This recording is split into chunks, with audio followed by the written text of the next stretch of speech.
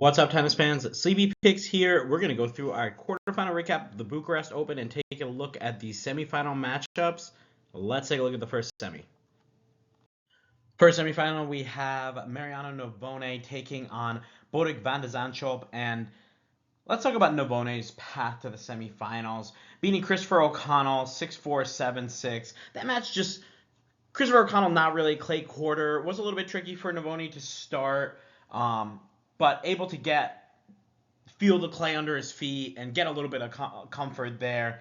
Then able to take out Moeller 6-2, 6-1 in impressive fashion there. And then today against Molcan, just able to outlast him.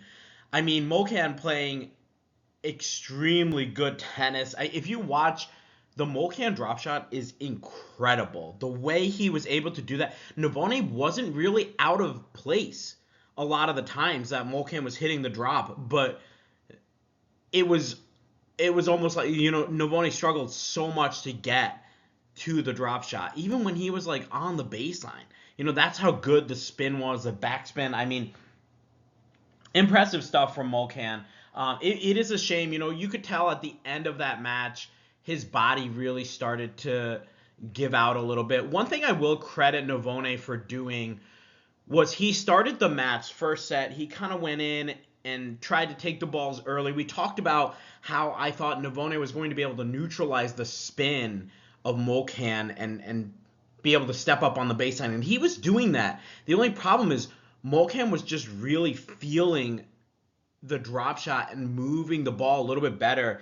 And what Navone was able to do was he started to hit heavier top to Molcan to push him back and then step in so that the court was slightly more open for when he was working the angles and everything. So really smart play from him there, plus that really wore on the Molcan legs as the match started to go on. And you could see it towards the end that they played some really long points, and you could see Molcan just bending over. It's too bad that his body wasn't able to push him, because I think he could have won that match. Once Navone got up that break, it felt like too much for Molcan to come back and win the match. Bodek van de Zandschulp able to beat Maestrelli in straight sets, Shevchenko in straight sets, and today Dzumhur in straight sets. And the Dzumhur match today was just a clinic. I mean, he looked great. Just very high percentage, smart tennis from van de Zandschulp, coming into net, putting a lot of pressure on Dzumhur. And obviously Dzumhur, to me, I still feel like Dzumhur is more of the trusted clay quarter. He was winning more of the clay court points, but every time that Bodek was able to get the offense, it was basically done. The point was over, and he was able to close in the net and play really, really smart tennis. And you got to give him credit for doing that. Like, that type of tennis is gonna work every single time, on any court. It doesn't matter whether you're on clay or grass or hard court. It's going to work on any court. Now, looking at their head-to-head here, we have 1-0 for Navone, and he won in 2025 in a challenger 6-3, 7-5 over Bodek. Navone right now is 5-3 on the clay. We talked about how he's a much more trustworthy clay court player, for sure more than a hard court player. 30-16 last year, 27-14 the year before. Bodek, on the other hand, 3-0 with these 3 wins here, 11-10 in 2025, 16-12 in 2024. Not as comfortable on the clay, but like we talked about, when you play such smart, high percentage tennis, your game can be successful on any court. Navone coming in with 5.5 hours of court time compared to Bodek's 4 hours of court time. I feel like this match is going to be a little bit tricky. I do think that I didn't think Navone was playing his best tennis against Molcan, and I thought Bodek was playing some of his best tennis against Dzumhur. So I think Navone's got to step his game up here if he wants to win. He's the better clay quarter, so I'm going to go with him to win. I think it's going to be 3 sets. I think Bodik's going to have something to say about this match. It's going to be a fairly close affair. Um, but when you have points like that, I got to take the guy that I trust more on the clay, and that's going to be Navone. I love that his ability to grind out that match today, finding a way to win. That shows me a lot of confidence in himself on this surface. So give me Navone. He's going to win in 3 sets and advance to the final.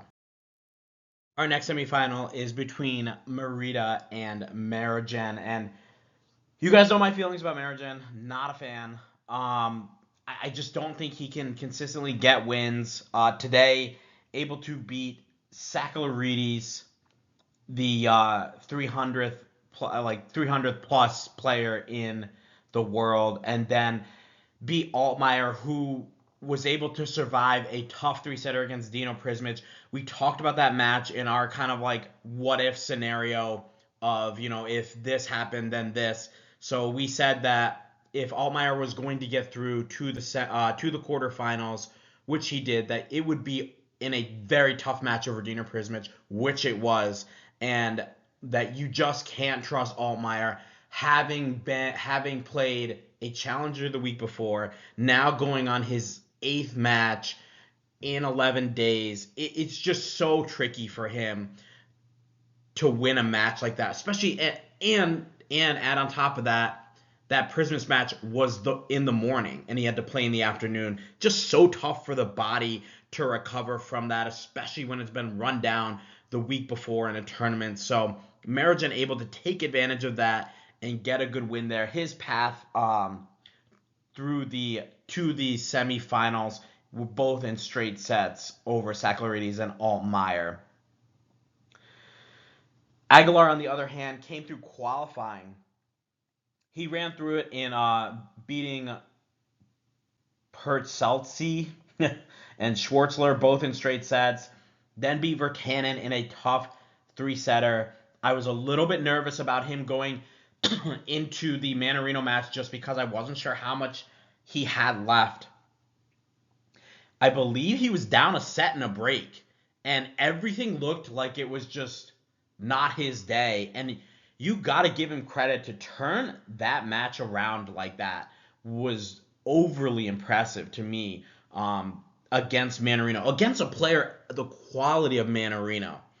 And what Merida was able to do was he kind of just cut down on the errors. He was like, I'm just going to hit up the middle. I'm going to rally up the middle. When I get my aggressive ball, I'll be aggressive. I felt like before he kind of came out trying to swing too hard against Mannarino. And that's what Mannarino makes you do, though. With that passive style that Mannarino has, you want to just rip every ball. You see the way that he bothers like guys like Shelton, you want to rip every ball because every ball seems like it's just sitting there. But in reality, it's just a little bit too low for you to play overly aggressive there. And Merida started to realize that, played a few longer rallies, started to get ahead in the match, and able to win the next 2 sets, 6-2, 6-2.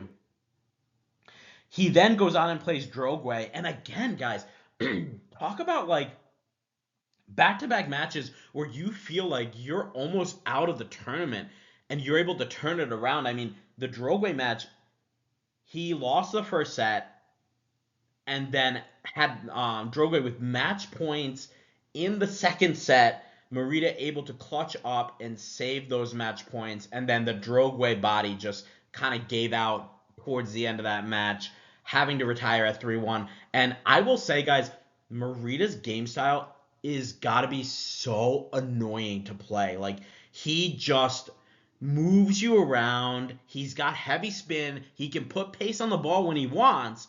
But if you put pace, he's just going to take the ball early and redirect you and keep moving you.